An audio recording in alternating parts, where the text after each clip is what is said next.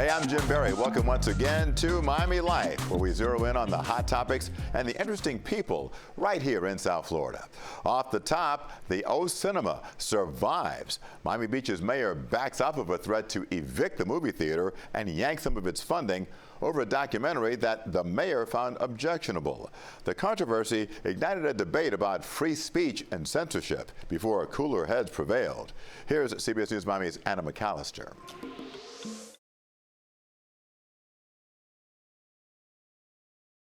It's the film that started in the West Bank and ended up in Hollywood, winning an Oscar. No Other Land, a movie about a Palestinian village's experience with the Israeli army, was created by a team of Palestinian and Israeli filmmakers. It's been shown all across the world, but in Miami Beach, it created a world of controversy. Controlling a narrative for a political purpose is quite literally the definition of propaganda. Earlier this month, Miami Beach Mayor Stephen Minor, who is Jewish, proposed to terminate O Cinema's lease over concerns the film was anti-Semitic. But Wednesday, a heated city council meeting ended with the mayor and council members withdrawing the resolution. Free speech is sacrosanct, and I'm a staunch believer, but we've seen a level of anti-Semitism, anti-Israelism that's reached levels that really has many Jews scared. And this was a discussion that needed to be had. A discussion that resulted in a sold-out show for the film. We caught up with moviegoers heading in to watch Wednesday night. When I heard that the theater was threatened to be shut down, I was kind of like,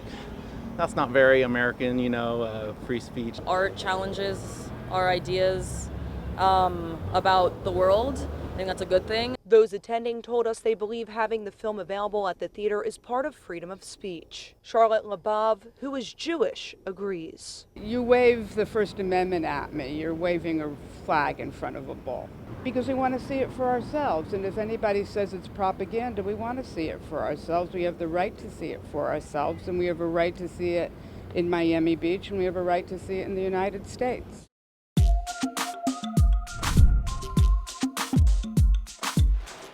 And joining us now is Kareem Tabsch, the co-founder of the O Cinema. Kareem, did the public outcry save O Cinema in this case? Absolutely. I think that what we saw was democracy at work, people speaking up for O Cinema, and I think even more so speaking up for the First Amendment. It helped the commissioners and I think the mayor see the right way, and we're very fortunate that Mayor Minor rescinded his resolution, and O Cinema will be on South Beach for a long time to come, I hope. It raised a number of questions, one of them being just how much control government should have over art in government-controlled property. Where do you draw the line there? Well, I think that the line in the First Amendment is very clear. It's a black and white issue. Government should not interfere in arts organizations, artists, in the kind of work that we show. I think the First Amendment guarantees us that as a bedrock of our democracy. And I'm glad that our victory was a victory for O Cinema, but more largely a victory for the First Amendment. The mayor, who is Jewish, says that he personally was offended by the point of view of this film, No Other Land. Do you understand his dissatisfaction? I understand that the mayor has really strong convictions and feelings, and I really respect those. You know, it's a film that certainly provokes dialogue. It makes some people uncomfortable, and that's what great cinema does. It makes us think, it makes us ponder, it makes us want to talk about things. And I respect the mayor's point of view, but I think that ultimately the audience has the power to decide what they want to see. And we shouldn't let our elected officials or anyone take away that choice from us. We're seeing people being detained now because of their viewpoints, allegedly, and some of their alleged involvement in protest here. Has America become less tolerant of dissent? I fear that that is true. I fear that we have become a less tolerant place for dissent, and I worry about it. I think that certainly what's happening at the national level starts to trickle down locally, and in many ways, some of our elected officials might be emboldened about why they see happening at the federal level. But I hope that Miami could hold strong to the principles of the First Amendment. This is a place where people have come escaping despots and authoritarianism, and they've come for a better life, and to be able to speak freely, and that's what we want to continue happening at O Cinema. We're a microcosm of our greater democracy. Well, if people didn't know O Cinema, they certainly know it now. It's gotten international attention because of this. How does O Cinema guarantee its existence and independence going forward? Well, you know, I think we're first and foremost want to be at South Beach for a long time to come. There's a second resolution that we hope will be removed because the government has no place in telling an arts organization what their curatorial viewpoint should be. But more so, we're building a new space in Little River. O Cinema Little River will be a multi-screen facility where we'll be able to show a multitude of films and have complete autonomy from without any government interference. And I think that what this situation has proven is the importance of less reliance on government and more independence for our arts and cultural organizations like O Cinema. Well, sometimes discourse can lead us to a better place, and I noticed at the end of the meeting where the mayor backed off of his plan to try to evict you from that space, he called everybody there together and took a nice public photo with everybody. So has something good come out of all of this at the end of the day? Yeah, look, I think the best thing that's come out of it is that democracy has won, but also that we had an opportunity to have a very difficult conversation in the public sphere. There was a variety of different viewpoints. I think we had an overwhelming amount of support from the public, not just for O Cinema, but for the freedom of speech. And I hope that it made the mayor and commissioners see how important that is. But what I hope from here, what we can go to, is a better relationship with the city. We've had a wonderful relationship for a very long time, and I hope we can return to that and find ways to collaborate. And sometimes we'll disagree, and that's okay, as long as we respect one another. And that's what I hope for the future. Kareem Tabsch, co-founder of the O Cinema, thank you so much for coming in and joining us on Miami Life. Thank you so much, Jim. Well, at Hard Rock Stadium, the Miami Open Tennis Tournament is heading into its final weekend. After 7 years, the event has settled into its new home. But I wondered about the condition of its original home on Key Biscayne. And what I found might make those who loved the tournament's vibe at Crandon Park want to cry. For 31 years, the world's best tennis players flocked to Key Biscayne. And for 2 weeks, cozy Crandon Park was the center of the tennis universe. Everybody looked forward to it the whole year. This was the Mecca. Key Biscayne resident John Garrido used to attend the tournament every day. But now the place he used to camp out is a shell of its former self. So here we are, 7 years after it left. It's a ghost town. When you come out here and you see this, what's it do to you? It's sad. It kind of, makes you feel like this was a great thing that we had, that the community had, and it's gone. Facing pressure to expand, the tournament moved north to Hard Rock Stadium. Now, the venue it left behind feels lonely and is literally for the birds. The stadium, which once hosted Tennis Hall of Famers, is now closed and condemned. And also gone, Garrido says, is the feeling which this tennis lover said made the tournament special. The closeness, the intimacy, the real fun of coming to the Miami Open kind of isn't the same at a football stadium. Miami Dolphins owner Stephen Ross saved the Miami Open from leaving town altogether, and his organization has invested a bundle to create its own kind of tennis vibe.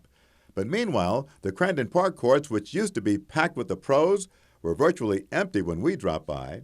Ironically, one of the 2 courts in use was taken by tennis pro Leylah Fernandez, who came here to train in solitude for the Miami Open, which relocated to the other side of town. When they moved the stadiums, I think a lot of players were shocked, and I myself was shocked. I didn't think it was gonna be that long. I was hoping we would come back here. As time goes on, that seems less likely.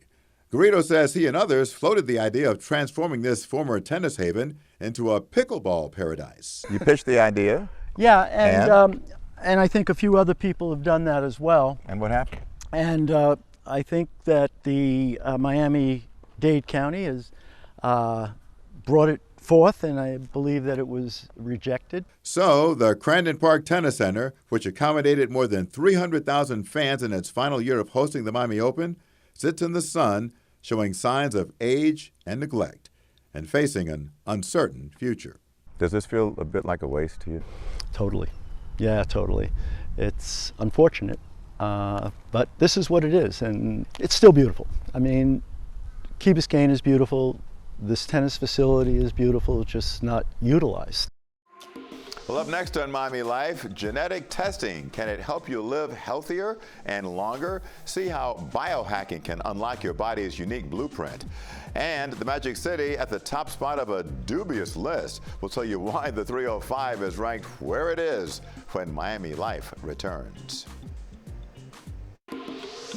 Well, biohacking, the practice of using science, technology, and lifestyle changes to optimize physical and mental performance. It's a thing now, but can you really biohack your way to a healthier and longer life? CBS News Miami anchor Betty Nguyen takes a closer look.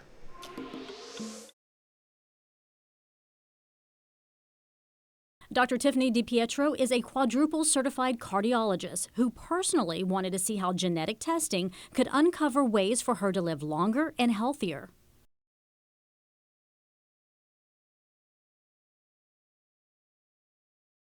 And she's not alone. The fandemonium around the 10X brand is palpable. At its core is founder Grant Cardone. A large part of his business centers on 10X Health, which is headquartered in Aventura, specializing in genetic testing.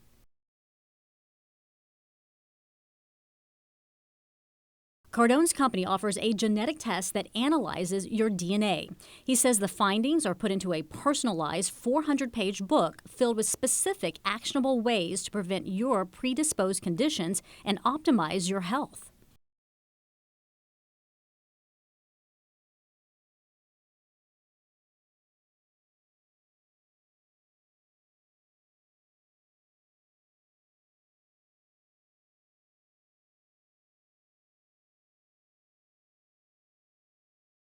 Dr. DiPietro took a similar DNA test with a company called sequencing.com.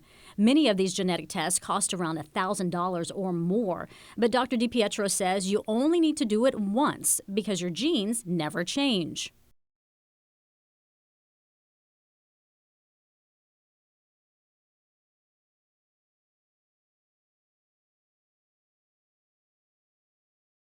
This long list of results can be unnerving, which is why Dr. DiPietro urges people to review them with their doctor. Back at the 10X Health Lab, nurse practitioner Kelly Vasquez agrees.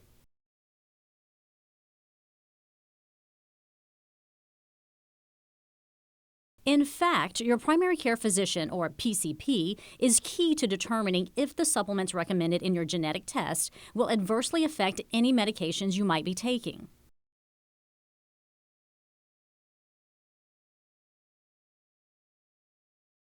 As for Cardone, he says his genetic results got him off of medication and into the best shape of his life at 67 years old.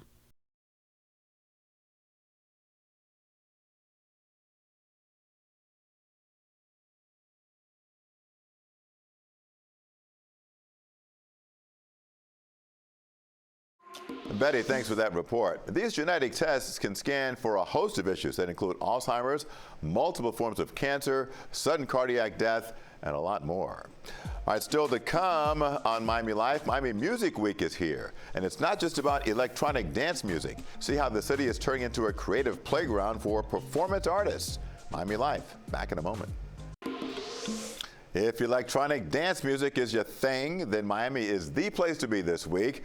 Miami Music Week will showcase the energy of EDM in its many forms. But as Naja Sherman tells us, Miami Music Week is about more than the music.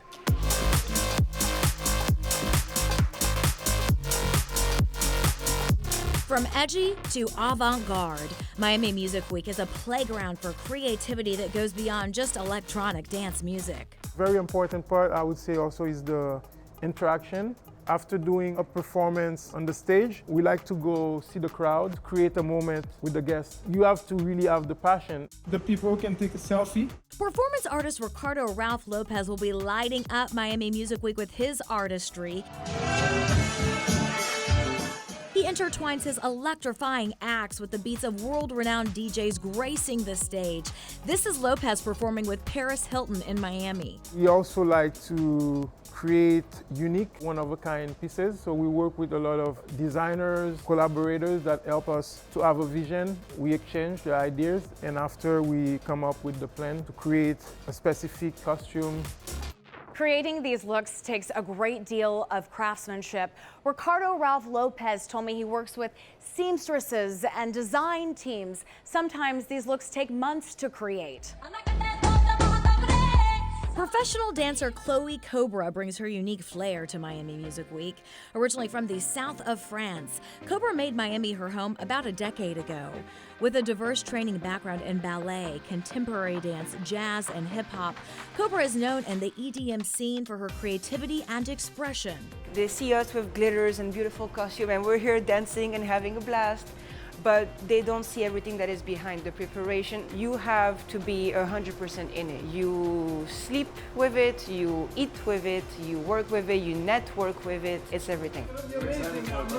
For the director of marketing at Hyde Beach SLS Hotel, Tyler Newell, Miami Music Week is a year-round affair. He curates a lineup of 50 music artists that will perform at SLS Hyde Beach throughout the week, each bringing their unique sound and energy to the vibrant atmosphere. We welcome over 5,000 kind of music lovers throughout the entire property. It's high energy, 12-hour, long days of fun music, experiential elements. Our Gold Lion. We launched it a few years ago at Art Basel, and we merge finance, tech, fashion, and art, and that creates a very special energy. Lopez says get ready to be swept away by a whirlwind of artistry that will elevate Miami Music Week to new heights. Naja Sherman, CBS News, Miami.